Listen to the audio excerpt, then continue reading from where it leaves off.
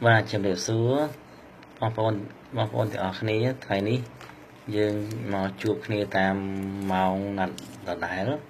cam thi rồi nhóm nhưng thưa giờ pel vì mà thấy ta một phải ra một tí để viên mong vùng buồn cửa đo mong chật đó hayประเทศบอดไทยนี่คือยื่นยีปีเพียบโจใจให้ยมในว่าเพียบโจใจคือเชียร์เกาดาว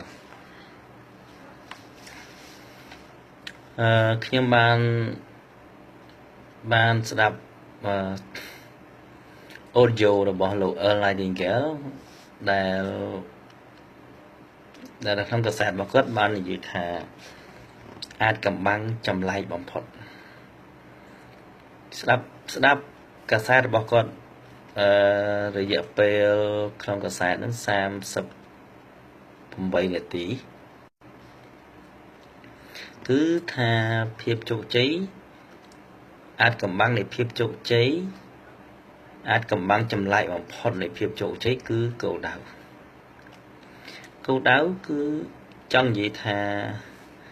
យើងចង់បានអ្វីពិតប្រាកដអញ្ចឹង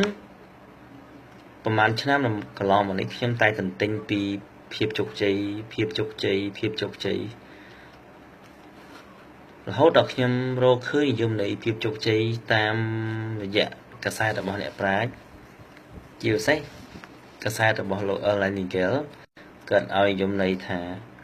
ភាពជោគជ័យគឺជាគោលដៅអញ្ចឹងភាពជោគជ័យគឺជាគោលដៅពេលយើងមានគោលដៅយើងដឹងថា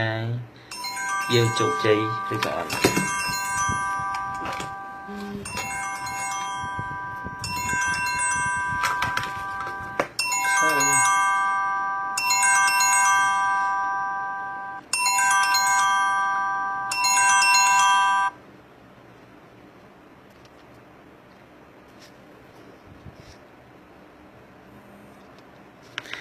ចឹង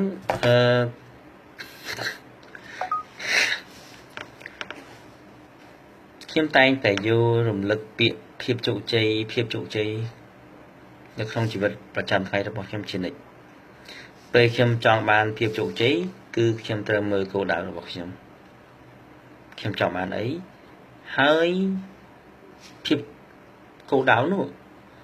ជាវត្ថុដាស់តឿនខ្ញុំថាតើខ្ញុំកំពុងដើរតម្រង់ទៅគោលដៅឬក៏ដើរចាកពីគោលដៅអញ្ចឹងមនុស្សយើងបើសិនជាអត់មានគោលដៅទេយើងពិបាកវាស់វែងនៅភាពជោគជ័យរបស់យើងអញ្ចឹងជីវិតរបស់ខ្ញុំមានន័យគឺដោយសារខ្ញុំមានគោលដៅគោលដៅខ្ញុំជាច្រើនសរសេរហើយសរសេររាល់ថ្ងៃឃើញអ្វីដែលខ្ញុំស្រឡាញ់អ្វីខ្ញុំចូលចិត្តគឺខ្ញុំសរសេរបាទតើបងប្អូនមានគោលដៅហើយឬនៅបើបងប្អូនអត់មានគោលដៅទេគឺបងប្អូនត្រូវតែយកប៊ិចយកกระดาษមកសរសេរគោលដៅគឺអ្វីដែលយើងចង់បានពិតប្រាកដក្នុងជីវិតបាទហើយយើងដល់កម្មវិធីសំណួរចម្លើយបងប្អូនមានសំណួរចម្លើយអាច post នៅក្នុង message ហើយសួរខ្ញុំហើយខ្ញុំនឹងឆ្លើយពេលណាខ្ញុំអត់នៅសំណួរដែលខ្ញុំឆ្លើយមិនបានខ្ញុំនឹងទុកទៅថ្ងៃក្រោយចា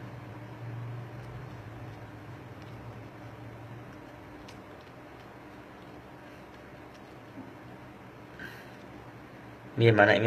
បងប្អូនមានសំណួរទេ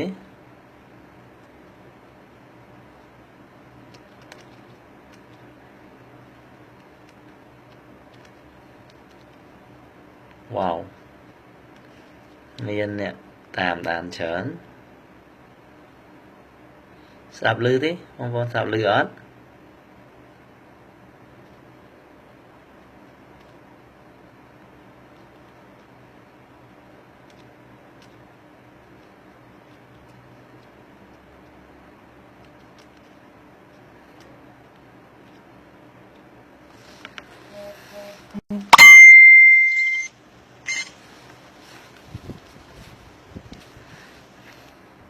nha hồi một con thằng xem tam đan video like một là group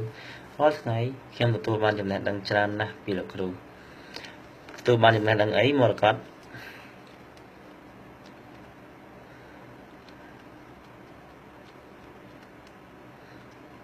how to save a salary วิธีสันซ้ำประค่ายคือดอก10%ในประค่ายយើងសន្សំបើយើងសន្សំ10%ហើយយើងจ่ายឲ្យគ្រប់យើងត្រូវតែបង្កើនចំណូលយើងកុំដក10%យើងសន្សំនឹងយកមកចាយឲ្យសោះអានឹងវាជាក្របពូជដូចយើងធ្វើស្រែអញ្ចឹងយើងធ្វើស្រែមួយឆ្នាំយើងយកស្រូវល្អៗទៅពូជទឹកឆ្នាំក្រោយយើងហូបទៅស្រូវដែលយើងតម្កល់ទឹកក្នុងជង្រុកដែលយើងទឹកហូបឯងបើយើងហូបស្រូវពូជអស់គឺដល់ពេលខែវស្សាមកយើងមានធ្វើស្រូវពូជឯងចឹងការសន្សំប្រាក់ខែគឺដល់10%នៃប្រាក់ចំណូលឬប្រាក់ខែទៅសន្សំទុកអ៊ីនធឺណិតខ្សោយសំទោស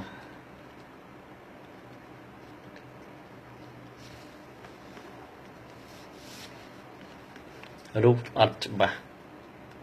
ចឹងខ្ញុំម្ដងទៀត